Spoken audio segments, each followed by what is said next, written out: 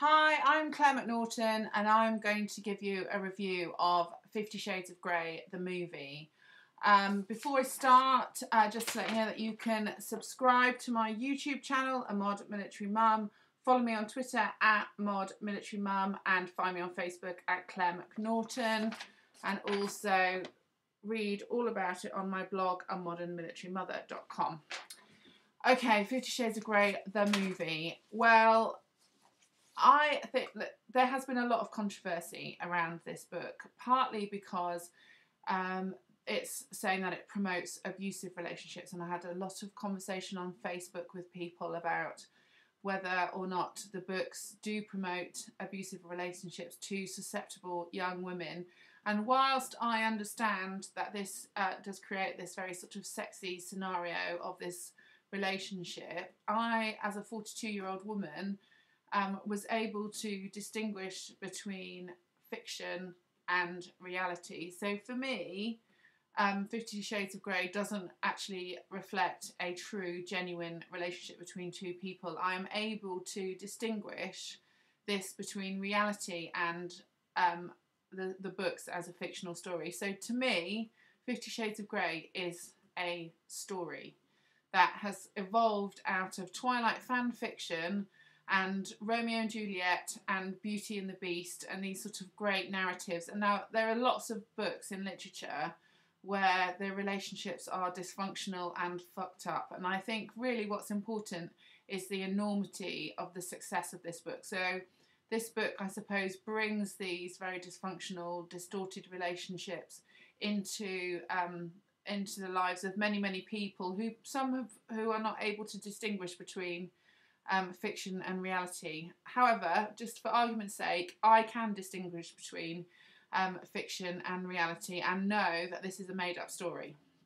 Now, the books I reviewed on my blog on modernmilitarymother.com, so if you want to go and see what I find them over on my blog. Now, the thing about the film for me is that the books are a little bit camp and they're a bit rubbish, but they're sort of entertaining and you just kind of want to know how the story progresses.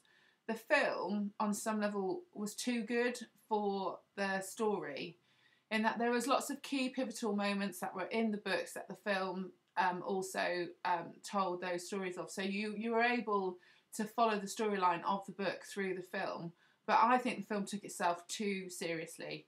I actually missed Anna's inner goddess. I missed the holy fucks. There was one holy fuck, but I missed hearing about her ridiculous inner monologue, because to me that gave the books a sort of slightly comical and very much fictional edge.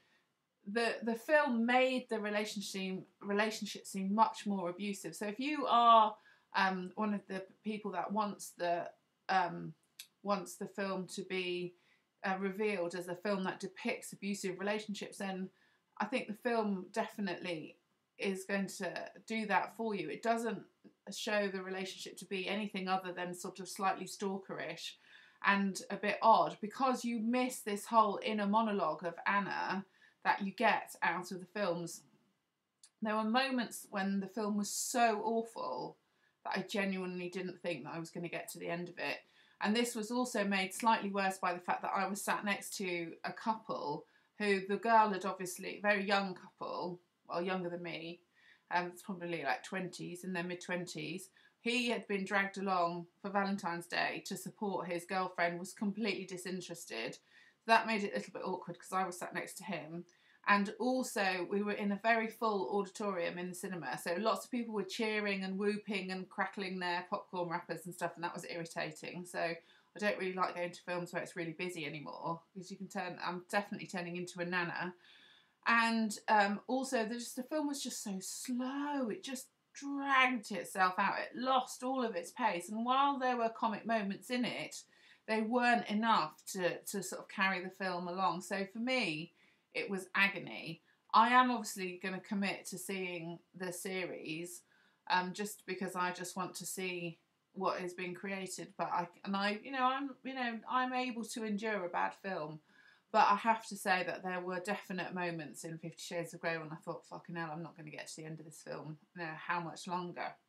So I really don't know what to say. personally, I think the film is awful. Dakota Johnson is basically stressed up like a chicken, and she gets her kit off all the time. You see a little bit of her beaver. Jamie Dornan isn't as good as he potentially could be. He's definitely not actually as menacing as Christian Grey as I would prefer him to be, actually. I do think that perhaps Matt Bomer might have delivered the role better. However, what the film did do was that it made me go immediately to Amazon Prime and download the series of The Fall with Gillian Anderson and Jamie Dornan. And even though I didn't particularly enjoy 50 Shades of Grey, I absolutely binge-watched Jamie Dornan in The Fall, series 1 and season 2. And I definitely think that if he'd played Christian Grey a bit more menacing in the way that he'd played this character in The Fall, and he probably would have pulled it off better. And I can see why they chose him for Christian Grey based on this Fall character. So, if anything, the best thing that I've taken out of 50 Shades of Grey, the movie, is that it made me go and watch the series The Fall with Gillian Anderson and Jamie Dornan. So if you liked Jamie Dornan, then definitely go and tune into that. 50 Shades of Grey, definitely too stylish, too good a film, with a very poor-paced, badly written script.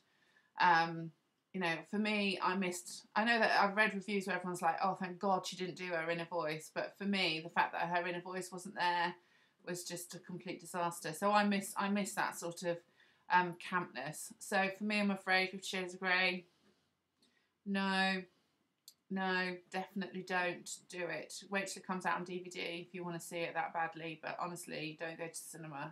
Save your pennies. Wait till it comes out on Cartoon HD. Be much better.